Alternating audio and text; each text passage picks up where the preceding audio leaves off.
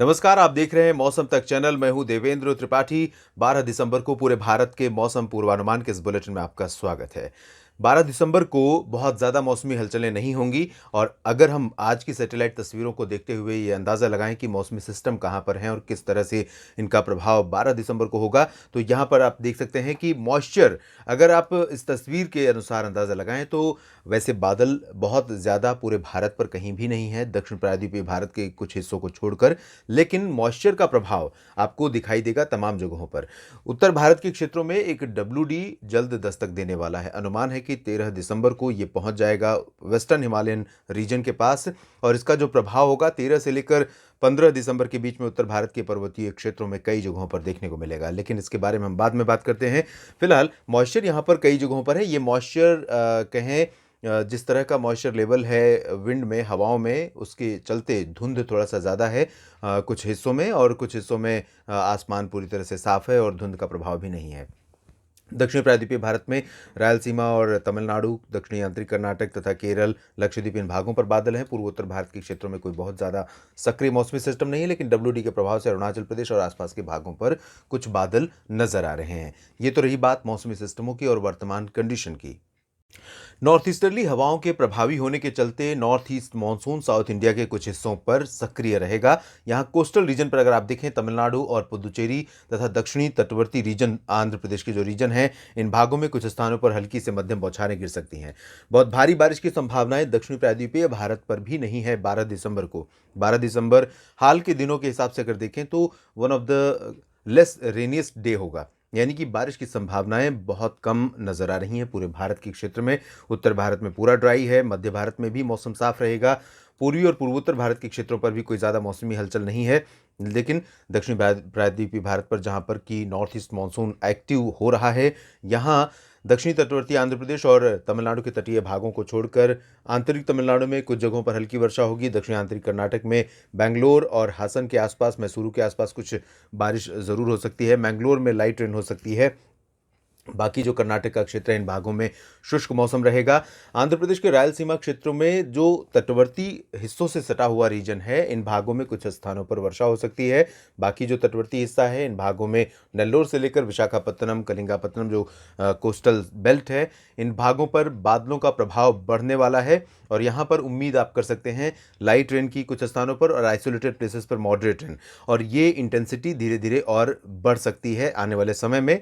वैसे north east monsoon का अब धीरे धीरे आखिरी चरण शुरू हो रहा है। दिसंबर के अंत में नॉर्थ ईस्ट मानसून खत्म हो जाता है और उससे पहले ही मानसून का जो प्रभाव है वो कमजोर होने लगता है। इस बार आप जानते हैं लानीना होने के बावजूद नॉर्थ ईस्ट मानसून का प्रदर्शन साउथ पेनिनसुलर रीजन के लिए बहुत ज़्यादा रहा है। सामान्य से ज़्यादा बारिश सभी जगहों पर हुई है।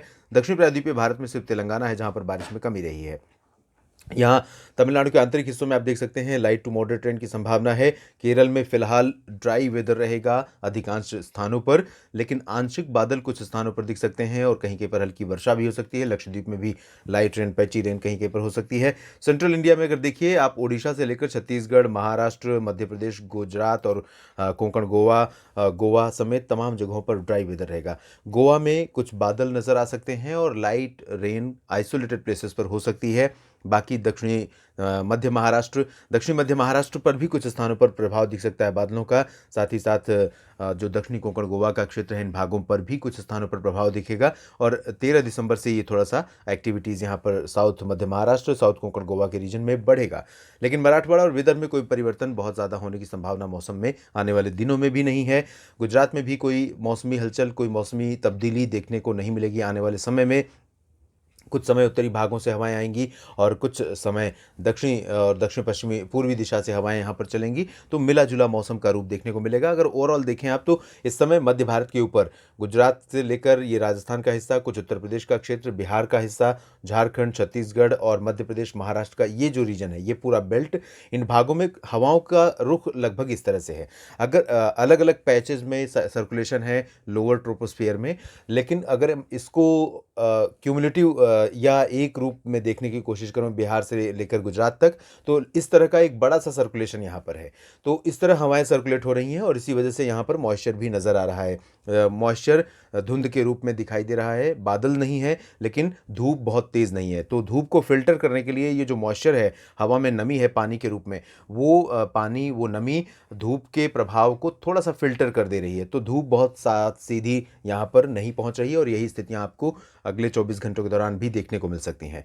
उत्तर भारत के क्षेत्रों में राजस्थान से लेकर उत्तर प्रदेश का पूर्वी और पश्चिमी हिस्सा, हरियाणा, पंजाब, दिल्ली, उत्तर भारत में पर्वतीय क्षेत्रों में अगर देखें तो उत्तराखंड, हिमाचल, जम्मू कश्मीर, गिलगित-बाल्टिस्तान, मुज़फ़्फ़राबाद, लद्दाख, ये समूचा क्षेत्र ड्राई बना रहेगा। इन भागों में बारिश होने की संभावनाएँ कहीं पर नहीं है। 12 दिसंबर के बाद 13 दिसंबर को एक डब्ल्यूडी पहुंचेगा। उसका इम्पैक्ट शुरुआती समय में गिलगित और आसपास के हिस्सों पर रहेगा और उसके बाद 14 दिसंबर से जम्मू कश्मीर, हिमाचल प्रदेश में भी और लद्दाख में भी इसका प्रभाव दिखाई देगा और उत्तराखंड पर भी कुछ असर हो सकता है। इस दौरान आने वाले समय में बारिश और बर्फबारी की संभावनाएं यहाँ पर बन सकती हैं। मैदानी इलाकों पर कोई ज़्यादा परिवर्तन मौसम में होने की संभावना फिलहाल नहीं है।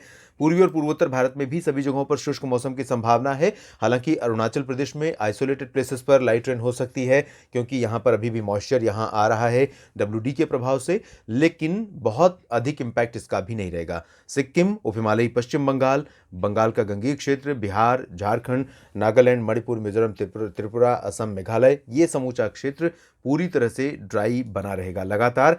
इधर अंडमान व निकोबार द्वीप समूह की स्थिति देखें तो यहाँ पर भी कोई बहुत हलचल नहीं है। दक्षिण पूर्वी बंगाल की खाड़ी के ऊपर बहुत साफ मौसम और शुष्क मौसम रहने की संभावना है। तो अंडमान व निकोबार द्वीप समूह में भी बारिश के आसार यहाँ पर नजर नहीं आ रहे हैं। देश भर के मौसम पूर्वानुमान के इस बुलेटिन में अभी इतना ही। धन्यवाद।